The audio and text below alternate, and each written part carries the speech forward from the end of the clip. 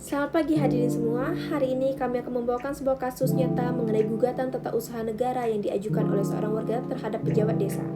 Kasus ini mencerminkan pentingnya perlindungan hukum bagi warga yang merasa dirugikan oleh keputusan pejabat pemerintah. Mari kita mulai dengan mengenal dan mengusut lebih jauh kasus ini. Gugatan ini diajukan oleh Abdurrahman, mantan sekretaris desa Galgahulo yang merasa dirinya diberhentikan secara sepihak oleh kepala desa tanpa adanya alasan dan prosedur hukum yang jelas.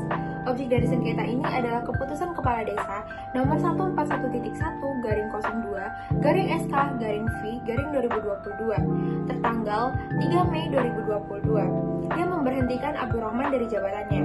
Menurut penggugat, keputusan ini bersifat konkret, individual, dan final, serta menimbulkan akibat hukum secara langsung. Selanjutnya mengenai Abdurrahman yang mengajukan gugatan dengan dasar keputusan tersebut tidak sesuai dengan ketentuan hukum, terkhususnya pada Permendagri nomor 67 tahun 2017 yang mensyaratkan konsultasi dengan camat sebelum pemberhentian perangkat desa. Selanjutnya pada Undang-Undang nomor 6 tahun 2014 tentang desa terkait prosedur dan alasan sah pemberhentian.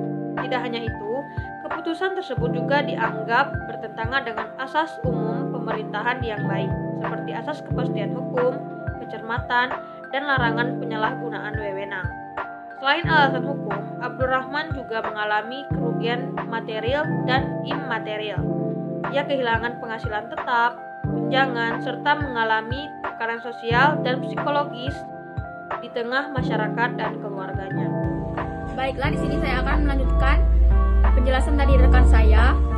Sebelum membawa kasus ini ke PT UN, Abdul Rahman sudah menempuh upaya administratif. Ia mengirimkan surat keberatan kepada kepala desa dan mengajukan banding administratif ke Bupati Tabalong. Namun, tidak ada tanggapan memuaskan. Karena itu, pada 5 September 2022, ia mengajukan gugatan ke Pengadilan Tata Usaha Negara Banjarmasin. Dalam petitumnya, Abdul Rahman meminta agar 1. Keputusan kepala desa tersebut dinyatakan tidak sah dan dibatalkan. 2. Ia dikembalikan ke jabatannya sebagai sekretaris desa. Dan yang terakhir, kepala desa dihukum untuk mencabut keputusan serta menanggung biaya perkara. Melalui kasus ini kita belajar bahwa keputusan pejabat publik harus memenuhi asas hukum dan prosedur yang adil. Warga negara berhak menggugat apabila hak-haknya dilanggar oleh tindakan administratif yang tidak sah. Demikian pemaparan dari kami. Semoga kasus ini menjadi pembelajaran dalam menjaga integritas dan akuntabilitas dalam pemerintahan desa. Terima kasih.